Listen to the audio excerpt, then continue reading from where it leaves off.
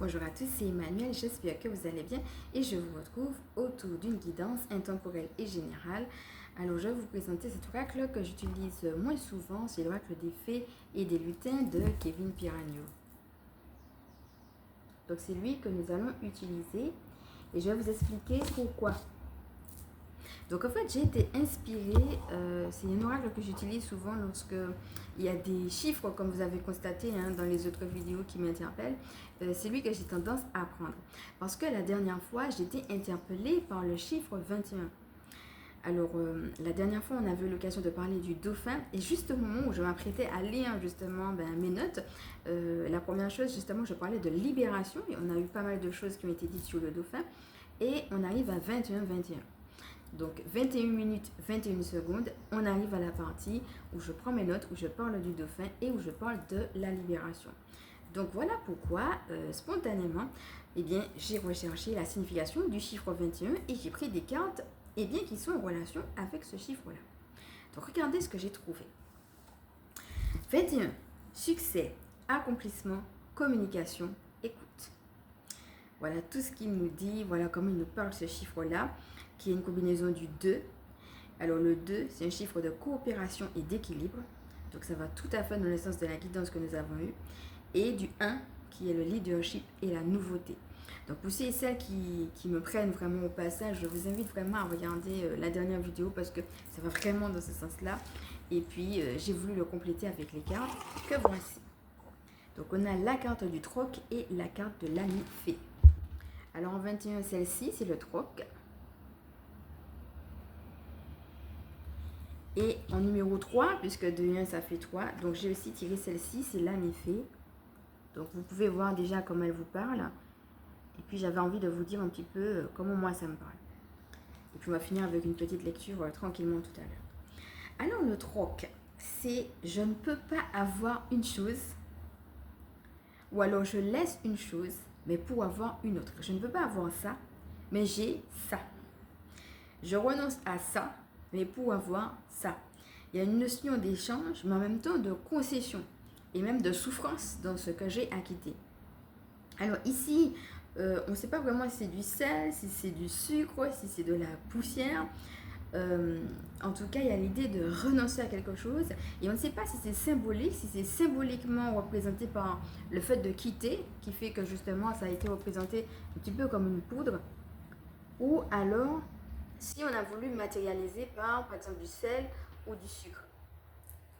Alors, je vais prendre les différentes interprétations, puisque quand c'est comme ça, il y a plusieurs façons de voir l'image. En effet, l'aspect poudré, c'est plutôt pour moi, je quitte, je renonce. Mais en même temps, ce que je renonce, ça va être important pour toi. Ça veut dire aussi que de moi, il y a cette poudre qui sort, et alors que je peux te communiquer cette poudre. Je veux te la donner pour que toi, tu puisses en faire quelque chose.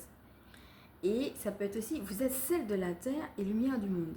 Et en même temps, le sucre, par exemple, si vous prenez un thé et puis que vous mettez du sucre dedans ou autre chose, l'idée que vous allez sucrer la vie dans le sens où vous apportez une touche particulière qui fait que c'est suave, qu'on aime bien être avec vous, que vous êtes agréable.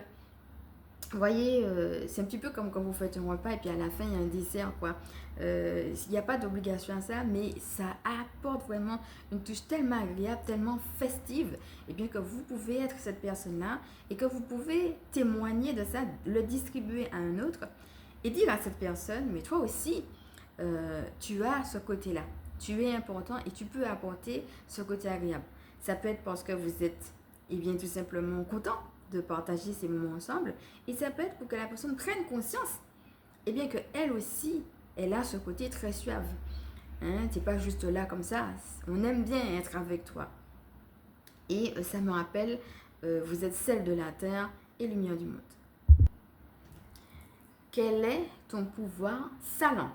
Ta manière à toi d'apporter ta touche de sel. Une touche qui sera unique, qui fait que lorsque c'est toi qui passes, il n'y a que toi qui fais un truc comme ça. N'oubliez pas que la dernière fois, on a parlé de l'aspect pionnier aussi qu'on peut avoir. C'est ça.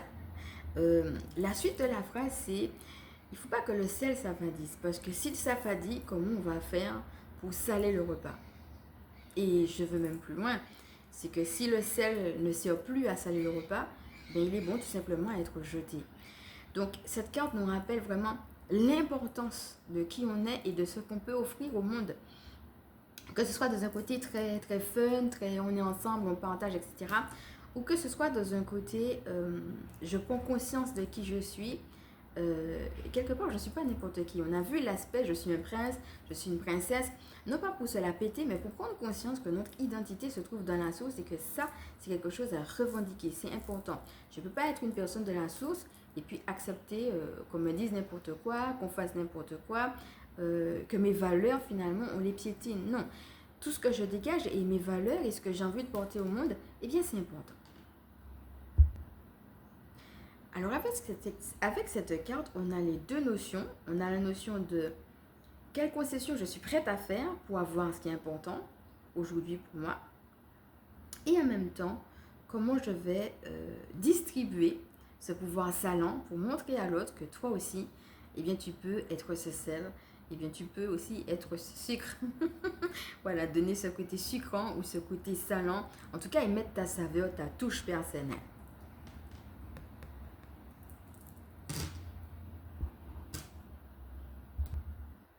Alors, de l'autre côté, on a une pierre qui ressemble à de l'améthyste. Alors, je vais vous laisser faire vos propres recherches sur l'améthyste si vous le voulez. Mais l'améthyste, c'est une pierre qui est calmante et aussi qui est beaucoup utilisée au niveau du troisième œil. Le troisième œil qui sert justement à faire un bilan, à faire un tri. Donc, d'ailleurs, ça rappelle la vidéo méditation qu'on a eue, méditation journaling qui nous a aidé à faire un bilan justement de la fin de l'année. Et donc, finalement, aujourd'hui, qu'est-ce qui est important pour moi? Eh bien, je peux faire ce tri et en même temps, tout en ayant cette détermination, je peux accueillir avec calme les choses. Ça veut dire aussi que c'est peut-être pas évident de quitter quelque chose, hein, de renoncer, mais en même temps, j'accueille avec calme la suite. La vie, ben, la continuité de la vie fait qu'au jour d'aujourd'hui, j'ai besoin de cette chose qui est importante. Et ça va dans les deux sens. Cette améthyste, par exemple, que je vais prendre, elle est importante pour moi, mais ce que je vais donner, ce que je vais transmettre aux autres, c'est important pour eux aussi. D'où justement cette notion de troc. Donc on voit bien que les choses se font en équilibre des deux côtés. Alors, passons maintenant à la deuxième carte qui est l'ami fée et qui, une fois de plus, décidément, va parler d'amitié, chose qu'on a déjà vue lors des derniers tirages. Est-ce qu'à un moment donné de ta vie, tu as été esselé, raboué, comme une personne qu'on a pris, rejetée même, et puis qu'on a mis comme au rang du bonnet d'âne? Là, on voit le lutin qui est derrière un arbre. Et en plus, l'arbre, c'est l'ancrage. Donc, non seulement on t'a mis au rang du bonnet d'âne, quand tu regardes la fleur, elle n'est même pas en position d'épanouissement. Elle est carrément retournée comme si ça n'a pas d'importance, ça n'a pas de valeur. Allez, on retourne ça sur ta tête et puis basta. D'accord? Je remontre l'image. Et on voit aussi la tristesse qui se dégage sur le visage de cet enfant. Enfant qui peut être aussi notre enfant intérieur et en même temps c'est un petit garçon. Donc l'action, notre capacité à nous mettre en action. Maintenant c'est pas la peine de faire ça, ça n'a pas d'importance, qu'est-ce que c'est que ça? Donc et pourtant c'est quelque chose qui te tenait à cœur, que ce soit des autres ou que ce soit de toi. Même quand tu regardes les habits, on a l'impression que c'est un habit tout propre. Hein? L'habit déjà premièrement il est trop grand pour lui. Donc c'est même pas à sa taille et puis en plus quand tu regardes, bon il y a un bouton, on a même l'impression qu'il manque des boutons à son habit. Donc, une situation peut-être qui t'a mis à un moment donné à ce rang de bonnet d'âne, à ce rang finalement de laisse ça tranquille ou alors laisse-nous tranquille, t'es pas comme il faut ou autre. Et finalement, tout cela vous a attristé. Et là, ce qui est intéressant, si on vous a quelque part ancré dans cette identité, donc confère les autres guidances, on voyait justement la renaissance, la réinvention et la capacité d'avoir une autre identité, de développer autre chose que ce qu'on a décidé pour vous. On a deux choses et même au niveau des images, on a une partie très marron, donc qui est plutôt sombre et mystérieuse. Pourquoi? Qu'est-ce que j'ai fait? Qu'est-ce que je fais là? Pourquoi on m'a mis là? Et puis on a une partie avec du vert, la couleur de la guérison. Et c'est dans ce vert que vous avez l'ami fée qui vient. Un petit peu comme dans un conte de fées. L'ami fée qui pose les mains sur son cœur, qui vous regarde avec amour et qui vous dit, eh bien, je suis prête à prendre soin de toi. Qui peut-être aussi, avec le cœur, peut vous inviter à cette notion de compassion pour vous-même, mais aussi pour les autres. Peut-être à cette notion de pardon, justement, à ceux qui vous ont offensé. Cette notion aussi, avec ses ailes et puis cette longue chevelure bleue, donc le bleu aussi, hein, on a déjà eu l'occasion, on a eu beaucoup de choses en bleu parce qu'on a eu déjà l'eau, donc on a eu la mer, on a eu une évocation aussi au chakra de la gorge dans les autres guidances, ce qu'on va dire, mais aussi la vie, c'est-à-dire dans la vie tout simplement, eh bien la vie elle continue, la vie n'est pas fixée ou figée sur cette image de toi et sur ce qu'on a voulu faire de toi à un moment donné. L'idée que la vie continue, que tu peux être couronné différemment. Et regardez au niveau des fleurs qu'elle a dans les cheveux, elles sont rouges, la couleur du chakra racine. Tu n'es pas obligé de t'enraciner derrière cet arbre à la place qu'on t'a donnée. Tu peux t'enraciner autrement et je vais te montrer comment. Donc ça peut passer par la compassion et le pardon, mais aussi par le fait que, eh bien, laisse repousser la bénédiction par la vie elle-même. Crois en la vie et crois au meilleur, quand bien même tu ne l'aurais pas reçu quelque part. Et ces belles ailes, déjà, ça te rappelle de croire, quelque part, de croire au divin, de croire au fait, au surnaturel. Voilà, l'idée en tout cas de croire en quelque chose de plus grand que toi. Et regarder comme ça peut faire effet miroir. De réaliser que tu n'es pas ce petit garçon, ou bien même cette petite fille, à cette petite taille qui n'y arrive pas. Non, toi aussi tu as des ailes, quand bien même tu ne les verrais pas. C'est tout ça qu'il y a de ton cœur.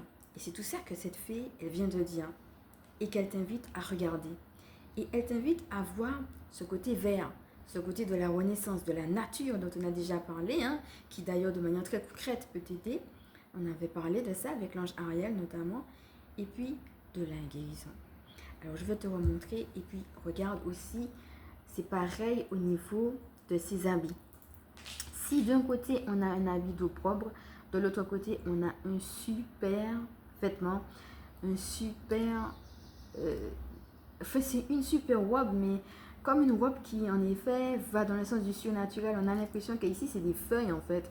Donc on retourne à ce côté très très naturel. Alors ça peut être aussi, comme je disais, la nature en tant que telle, mais aussi comme une robe de princesse. Donc ça revient aussi cette image de la robe. Vous savez, le vêtement c'est important parce que c'est ça qui nous permet de nous défendre de l'extérieur, de nous protéger. Hein. Votre idée ne va pas vous dire de sortir tout nu. D'ailleurs, si vous le faites, on vous prend, vous fout à l'hôpital psychiatrique. La chose sera réglée.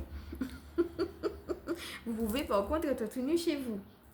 Donc, vous voyez, on a cet aspect, n'oubliez pas, hein, avec l'escargot, on a eu, ok, à quel moment je rentre de ma coquille, à quel moment je rentre à l'extérieur, quand je sors, eh bien, il faut que je mette mes antennes pour voir un petit peu qu'est-ce qui se passe à l'extérieur, jusqu'où je peux aller, dans ce que je peux dire ou dans ce que je peux montrer de moi. On a eu cet aspect avec l'escargot. Donc, ici, avec les feuilles, on va nous rappeler ce côté. Peut-être qu'il y a quelque chose, en effet, il y a des choses à mettre en place, à structurer par rapport à la société, qu'on ne peut pas tout dire, que des fois peut-être tu as dit, puis on ne t'a pas cru, on ne t'a pas reconnu ou autre, mais qu'il y a quand même un côté très naturel et un côté très princier. Elle vient juste te rappeler aussi, par cet effet miroir, avec cette belle robe de princesse, que eh ben, tu es un prince, tu es une princesse. Et en même temps, c'est pas quelque chose qui doit être quelque chose qu'on force, quelque chose d'ardu. Ah, je dois faire ceci pour mériter un rôle de prince ou de princesse. Tu sais, on vit dans une société où il faut toujours faire un truc. Il faut faire un truc pour mériter cela. Tout est toujours compétitif. On a l'impression qu'il faut toujours rendre compte et qu'il faut avoir les meilleurs arguments parce que sinon, tu es laissé à terre et tu es laissé pour compte. Là, on te dit que c'est différent avec le divin. Tu n'as rien à faire pour mériter. Tu es juste son enfant, il t'aime, c'est tout. Et c'est juste te rappeler, quand tu mets comme ça ses mains sur son cœur, chose qu'on a eu l'occasion de voir justement dans d'autres guidances, on a beaucoup parlé du chakra cœur, elle te rappelle tout simplement ça. Tu n'as absolument rien à faire pour être aimé du divin. Tu es aimé, c'est tout. L'ami fée va venir, quel que soit l'ami qui va venir te rappeler ça, que ce soit par des intermédiaires humains, que ce soit par des intermédiaires divins ou autres, te rappeler et te reconnecter à ça pour que tu ne restes pas dans cette situation d'opprobre, dans laquelle on t'a mise à un moment donné. Avant de passer à la lecture, j'aimerais te raconter une anecdote au niveau du vêtement. Donc voilà, en effet, le vêtement, on l'a eu 2 fois. On l'a eu lors de la dernière fois avec la guidance, avec la carte tourner la page, la personne qui était très bien habillée comme une princesse. Et là, eh bien, on l'a à nouveau. Donc j'ai trouvé que c'était intéressant. On a encore un vêtement très très princier. De te raconter cette anecdote, il y en a qui la connaissent peut-être déjà, en effet. Il y en a qui vont la redécouvrir. Mais je trouve qu'elle va très bien dans le sens de tout ce qu'on est en train de dire au niveau de cette guidance. Alors, il s'agit de l'histoire de Goliath et de Saül. Non, de David. Je ne veux pas parler de Goliath parce que cette partie ne nous intéresse pas. Je veux plutôt parler de David. Mais je vais quand même mettre le contexte pour ceux et celles qui découvrent l'histoire. Alors, l'histoire se situe en Israël à un moment donné où Saül est roi. Mais il a désobéi à Dieu et Dieu a décidé de ne plus lui parler. À l'époque, les rois faisaient des guerres. Donc, tant qu'il était avec Dieu, il était justement aligné, il écoutait Dieu et il gagnait des guerres.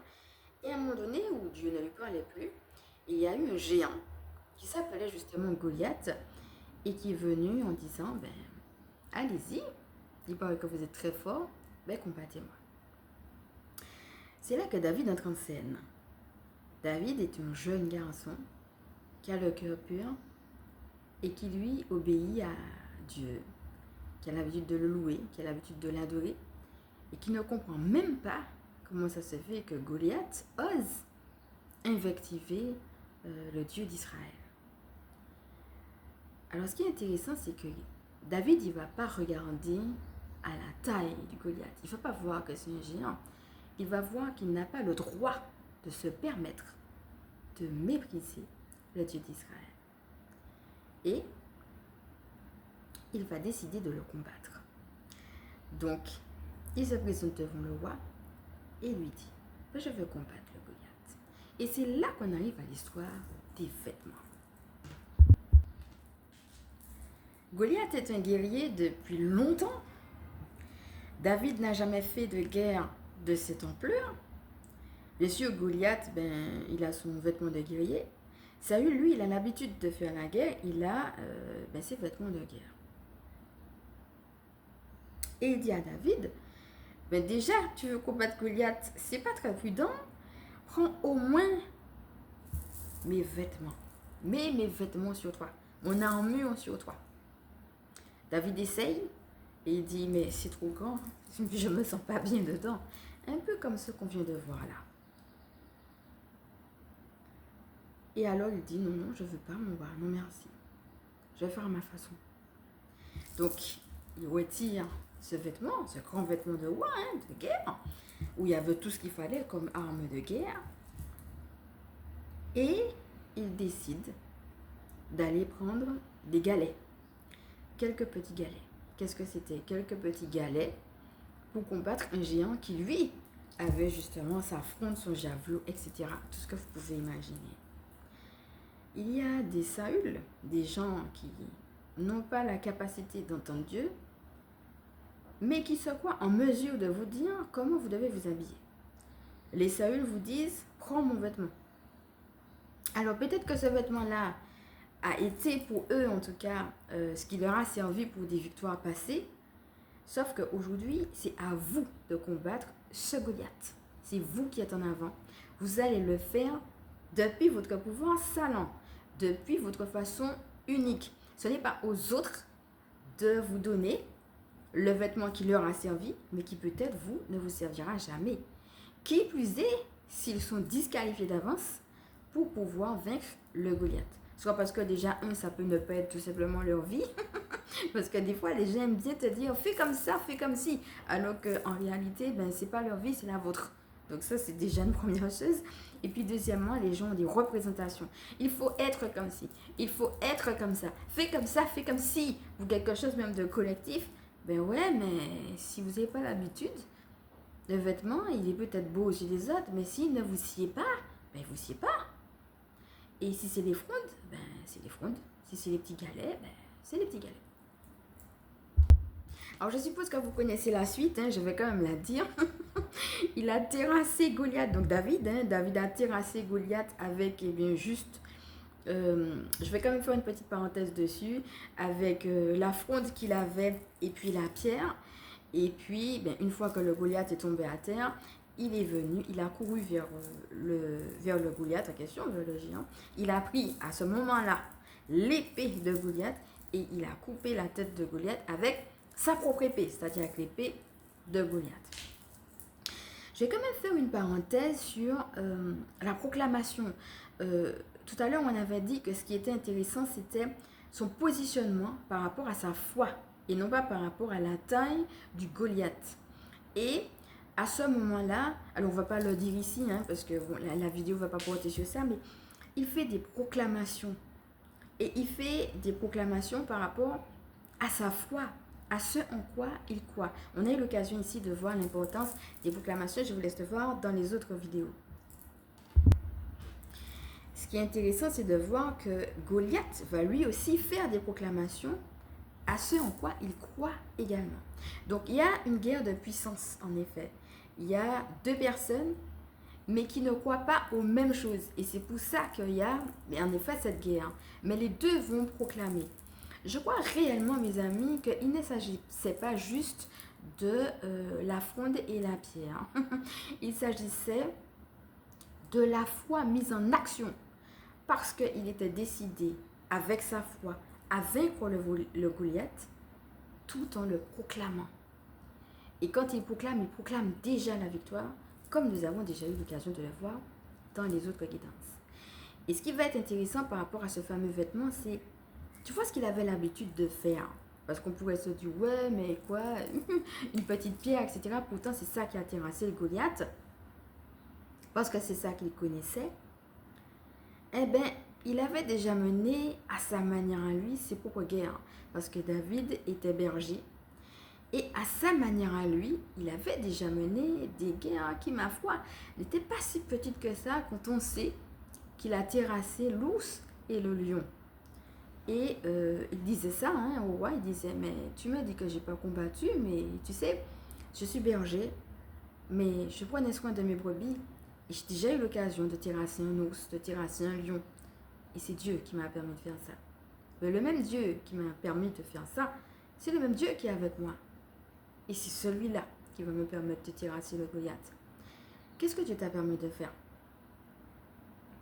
C'est toi qui sais. Mais c'est le même Dieu qui est avec toi. Je ne sais pas c'est quoi ton Goliath. Mais ce que je sais, c'est que tu as le pouvoir de le terrasser.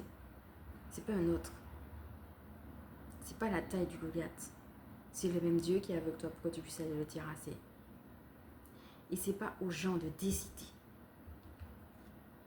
du vêtement d'opprobre qu'ils veulent mettre sur ta vie.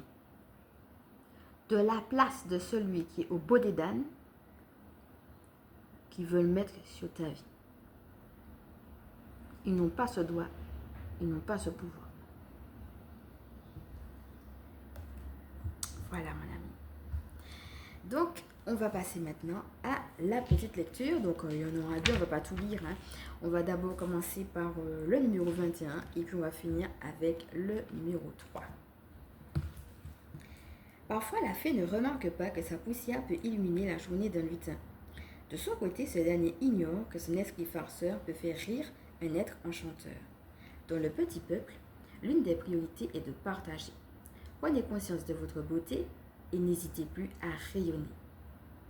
Donc là, on vous dit que vous avez les capacités, que c'est un temps propice au don de soi en offrant un moment de joie. Nul besoin de se ruiner ou de s'épuiser, car l'essentiel est de donner un peu de bonté. Alors, pour l'ami fée, à travers un premier regard naît l'ami fée. Un jour, le lutin croisa le chemin d'une fée et tout parut s'éclairer. Souriant ou simples paroles, elles sont capables de vous soutenir dans vos idées les plus folles. Ces rencontres ne sont ni un hasard ni une coïncidence car chaque personne, chaque rencontre a son importance. L'univers envoie ses petites fées pour vous aider et vous guider. Elles vous apporteront des précisions pour prendre certaines de vos décisions. Communiquez davantage avec les fées qui se trouvent autour de vous.